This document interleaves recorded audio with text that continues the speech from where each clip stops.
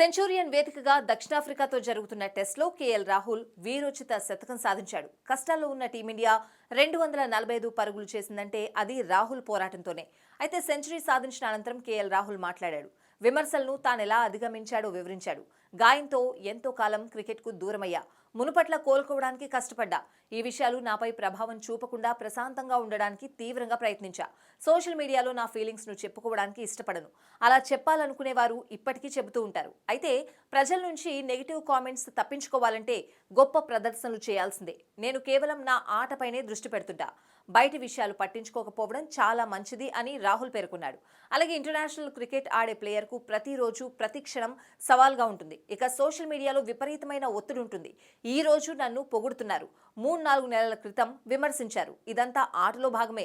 అయితే విమర్శలు నాపై ప్రభావం చూపవని చెప్పను. కానీ ఈ విషయాలకు దూరంగా ఉండడమే మంచిది.